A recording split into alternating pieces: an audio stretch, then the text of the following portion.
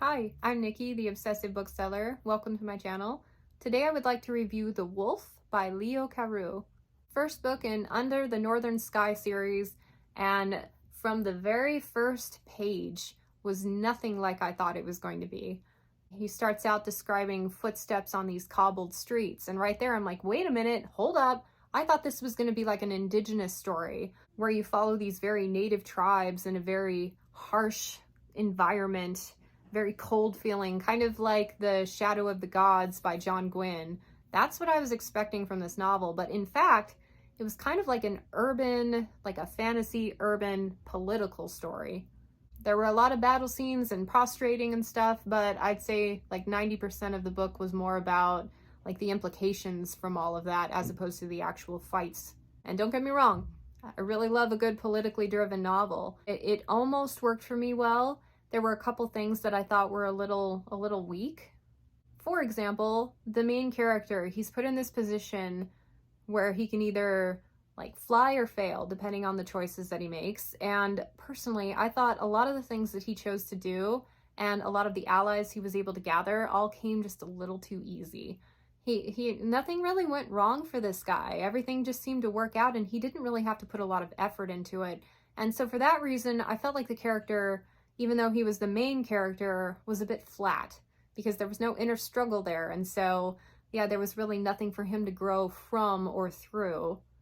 So that was kind of a miss. His wife, on the other hand, was a wildly interesting character for me. I don't know if she was meant to steal the show, but she kind of did. She was very shrewd. So I love the scenes where she was able to kind of pick up on the mannerisms, the behaviors, the outright words of these other people and kind of use that to her advantage and to kind of psychoanalyze what they want and need and use that to further her own political standings. Superb. Really enjoyed her. And in fact, this is kind of a, I am told, what if the Neanderthal had not died out and they were their own established group of people versus the humans. And from the human side of thing, we had one character, an officer, who I also thought was really interesting.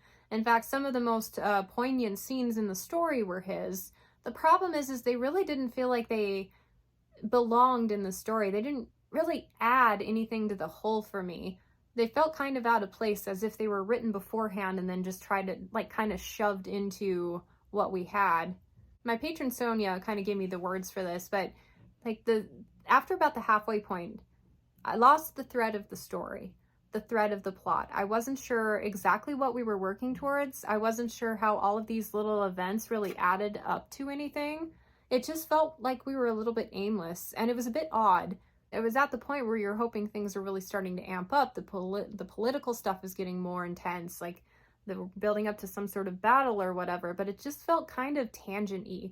And the scenes within that were really well-written scenes. It's the only reason I'm continuing on in the next book. That and like a really killer epilogue. But yeah, the story didn't really go anywhere for me. To the point where there is a battle at the end, and it's like, audiobook-wise, like over an hour long. I kind of zoned out through the whole thing, to the point where something really pivotal happened, and I went, oh crap. I missed everything leading up to that. Like, I need to go back and re-listen. So I did. I went back and re-listened and found myself droning out again. Droning out? Zoning out. So that tells me that it wasn't necessarily a lack of good attention on my part. I think it was just not a very well-written composition of events. Nothing really made sense together. Everything kind of felt forced.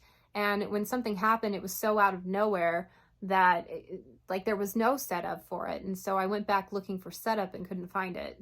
So loose plot, everything was a little too easy for the main character, and there were a couple of really unrealistic things that happened. It kept me from really enjoying this one as much as I thought I would. What I did like was a little bit of the anthropological, like cultural differences between these two types of people. You think of the word civilized and you kind of have an idea in your head on what it means to be civilized. And given the stature and the way that the Neanderthal people were represented, you would think they would be the less civilized than the humans. But there was a lot of really good complexity within what is okay and isn't okay within the society that was a little bit more sophisticated than you normally see in this type of fantasy novel. And I don't know if that was on purpose or not, It felt kind of unrealistic to me given the time and like the era that the story was written in. But if it was on purpose, then I like what the author was going for there. So kind of gave you some good food for thought with that. And like I said, I really liked the wife character. Can't remember her name. Thought she was great. And I wasn't sure if I was going to continue or not, but that epilogue, without spoilers, it had one of the best tension creating scenes that I've read in a book in a really long time. I felt the hair on the back of my neck raise, and I thought it was really well done. And so based on that, how much I liked one of the characters, and the fact that the scenes, even though they felt kind of loose within the plot, were really well written, I thought it would be cool to start the next book and to see if all of those things, like, because a plot thing is something an author can easily fix. It's decisions, so if he just makes a few better decisions in the next book, then you've got like a really killer read on your hands. So hopefully I will like the next book. The jury is still out. I have started it. So let's talk about other books you might like. Got a really good lineup here. So as mentioned, Shadow of the Gods. If, like me, you signed up for The Wolf hoping for this like very indigenous, like you want to feel cold, you want to feel the brutality type of story, then this is the book you should actually read. Surprisingly political in this one, and just the characters were everything, but at the same time you have these really cool world building aspects. Some things he doesn't even really touch on in this first book, but they're there in such like force and with such promise of what's to come that you just go with it. Like, this was superb. The only reason I haven't continued on is because I'm still trying to work my way through Faithful and the Fallen, and for some reason I can't do things out of order by the same author, even though I already read this one. So yeah, that's a really good pick.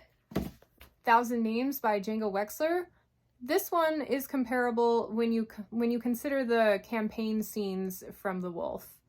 So the military aspect of it, if the campaign scenes in The Wolf worked for you, they weren't very elaborate, then you should be okay with what's in here. I feel like this one was done a little bit better than that, but it's not done as well as I've seen in other things. I'm not really doing a good job selling this right now. The military aspects and when they're out campaigning, it was very similar to me. Slightly different take. If you liked the military aspect of The Wolf, then you might enjoy The Heroes by Joe Abercrombie. I mean, I wouldn't tell you to read this one out of order, even though they're like standalones, but you really could. This one takes place in the harsh north, and with these men who live pretty brutal lifestyles. And in fact, this one had all of the grit that I thought that one did not. And the battle scenes in this one are so much more satisfying, everything about it. And to boot, this one's funny. Abercrombie's always a hoot. Now, when I was making this list, I did not intend to pick 2 Abercrombie books, but the reasons I'm suggesting them are so wildly different. So The Heroes was for the military aspect. This one is for the political one. Of all the things I've read, the one that reminded me most of The Wolf was a lot of the politicking that happened in this Age of Madness trilogy. So if your favorite aspect of The Wolf was all of the intrigue there and the court dynamics and some of the sneaky things they get up to, you ain't seen nothing yet. Like, this is superb right here. But you do have to have read at least the first trilogy to read this one, but I would also recommend reading the standalones as well. They say standalones, but I don't consider them that. What they are tangent continuations. But anyway, the political stuff in here make you feel like it's like punching you right in the gut. It's awesome. And finally, Promise of Blood, one of my all-time favorites. I'm recommending this one because it had a similar overall feel to the story with just a little bit more magic than The Wolf. And I thought some of the character profiles were a bit similar and kind of the situation they found themselves in. It seems like they both started at ground zero and they worked their way into totally different directions. But yeah, similar feels for this one. And that should do it. Thank you so much for joining me for this review. I'd like to take a minute to thank my patrons. Thank you so much for all of your support and comments and general appreciation for everything I'm doing. It gives me so much motivation, so thank you. And thanks to everyone for watching, and I hope to catch you next time.